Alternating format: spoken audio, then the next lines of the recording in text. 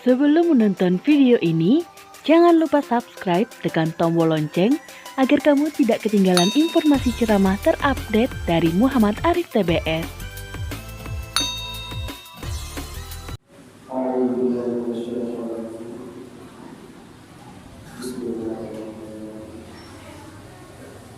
Assalamualaikum warahmatullahi wabarakatuh.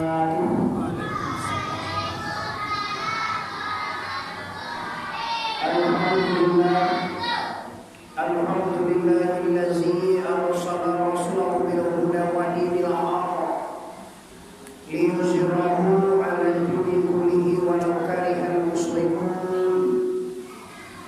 Asyhadu an la ilaha illallah wahdahu la syarika lah wa asyhadu anna Muhammadan 'abduhu wa rasuluhu la nabiyya ba'da. Yang sama-sama kita muliakan para ulama, para imam khatib, para pemuka-pemuka masyarakat Anggur Mandiri, selanjutnya para pengurus pembangunan masjid Al-Barakah. Nama ini Jamiat ya, Jamiat Al-Barakah. Balik ubian Bergabasi. Oh, ya oke.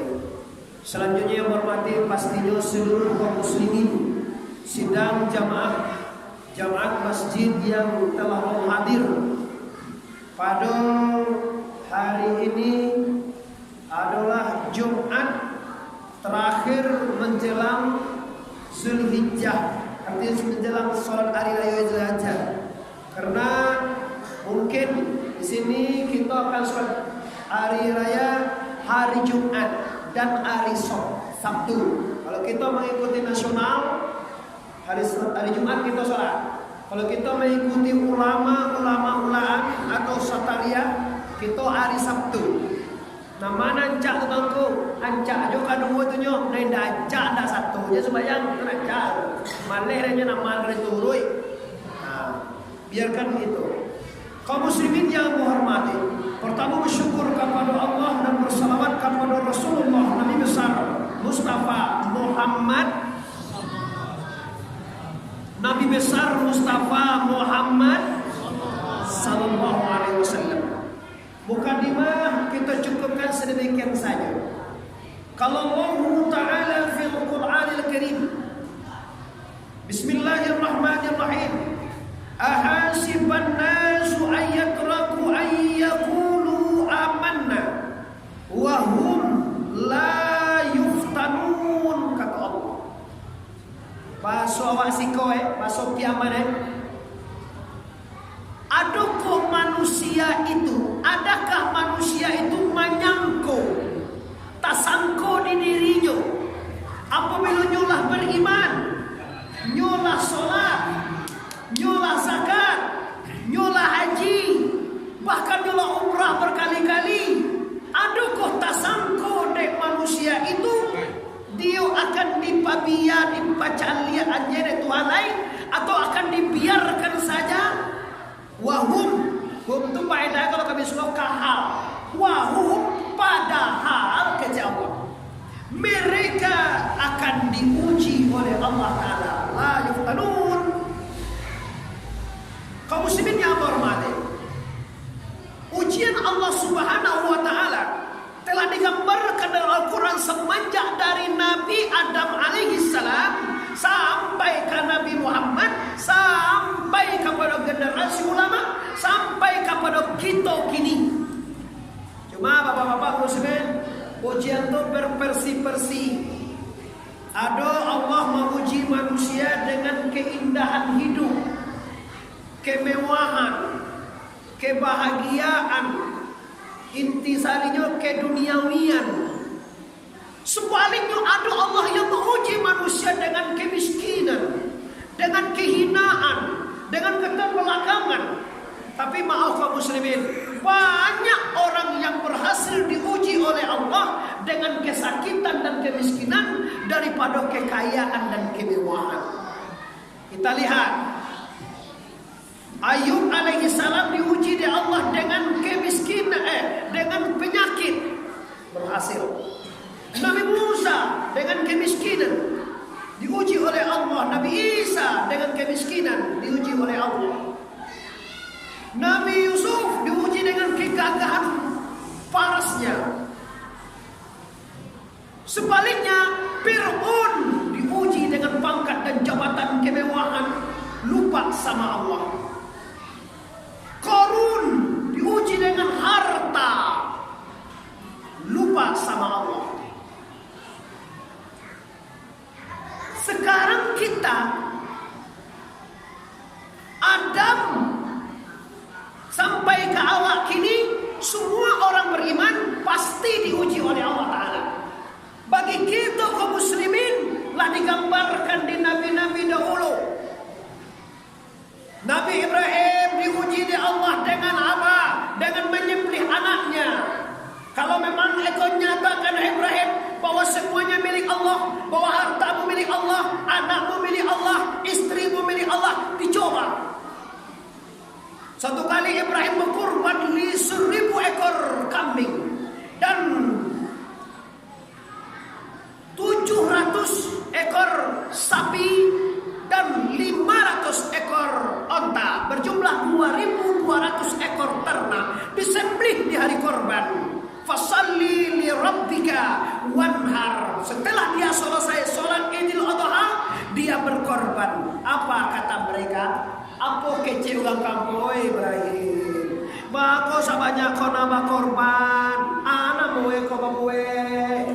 Apa dikata Ibrahim jawab? Apa kata Ibrahim? Manusia, wahai umatku, wahai dusana Allah, wahai masyarakat, andai kata kau alune kau kambing ibu kau bagan nak den, waktu tujuh istrinya Siti Sarah dulu punya anak. Andai kata saya punya anak, saya sanggup menyembelih anak saya untuk mencari ridha Allah. Kalau di mandabiahku bahasa wae maabihan, mamatian. Jadi ugang nama korban tu diseharuskan korban tu ada ugang nama mandang pak membagi dagiang, makan dagiang basabo, batue pandangan di luar saja. Pipa doa kekeenan di dabiah tu apa? Binatang dabiah kok? Iya, artinya anda harus mendabiah maabihan sifat-sifat kebinatangan yang ada di diri anda. Pada sholat sifat binatang ada di awak sado Allah.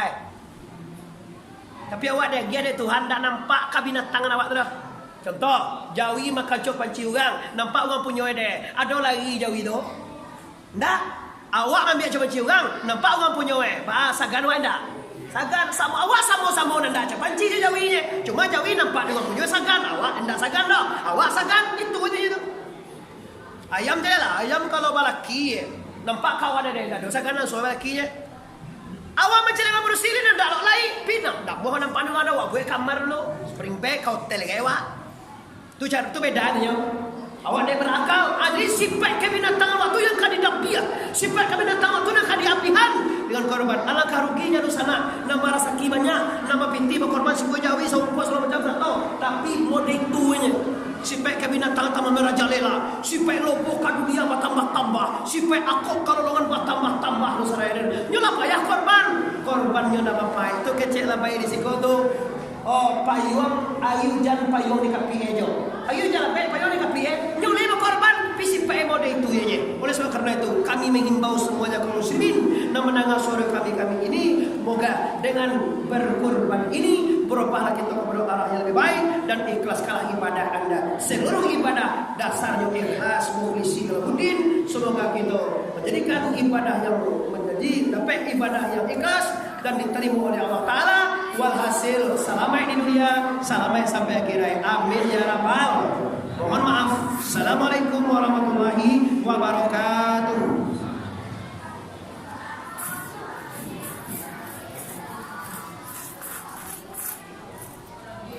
Dimatian ini adalah mandabiahku bahasa wae maabihan, mamatian. Jadi ugang nama korban tu seharuskan korban tu ada orang nama mandang pak membagi daging, makan daging basamo, batue pandangan di luar saja. Pipa do hakikat nanti dabiah tu apa? Binatang dabiah kok? Iya. Artinya Anda harus mendabiah maabihan sifat-sifat kebinatangan yang ada di diri Anda. Pada solat sifat binatang ada di awak sado Allah. Tapi awak dia Tuhan tak nampak kebinatangan awak tu dah. Contoh, Jawi makan cok panci orang, nampak orang punya ide. Ada lari Jawi tu? Ndak. Awak ambil cok panci orang, nampak orang punya bahasa gan awak ndak? Sagan sama awak sama-sama ndak cak panci je Jawi nya. Cuma Jawi nampak dengan punya sagan, awak ndak sagan dah. Awak sagan itu aja tu. Ayam je lah, ayam kalau balaki nampak kawan ada gaduh saganan suara balaki nya. Awak macam lima berusilin ndak lok lai, pinang ndak mohon nampak dengan awak buat kamar dulu. Spring bag kau telegawak. Tu cara tu beda nya. Awak dia berakal, ada sifat kebinatangan waktu yang kadi dapiah, sifat kebinatangan waktu yang kadi apihan dengan korban. Alangkah ruginya dosa nak, nama rasa banyak, nama binti berkorban semua Jawi, semua selama macam tak tahu. Tapi model tuanya, sifat kebinatangan tambah merajalela, sifat loboh kadu dia bertambah-tambah, sifat akok kalau longan bertambah-tambah dosa raya. Nyolah payah korbannya dah bapak itu kecil lah bayi di situ tu. Oh, payung ayu jan payung di kapi ejo. Ayu jan payung di kapi nyulai berkorban visi mode itu ya. Oleh sebab karena itu kami menghimbau semuanya kaum muslimin yang mendengar suara kami ini, moga dengan berkorban ini berubahlah kita kepada arah yang lebih baik dan ikhlaskanlah ibadah Anda. Seluruh ibadah dasarnya ikhlas mukhlisi lahuddin. Semoga kita menjadikan ibadah yang menjadi dapat ibadah yang ikhlas dan diterima oleh Allah Ta'ala. Walhasil selamat di dunia, selamat sampai akhirat. Amin ya rabbal. Mohon maaf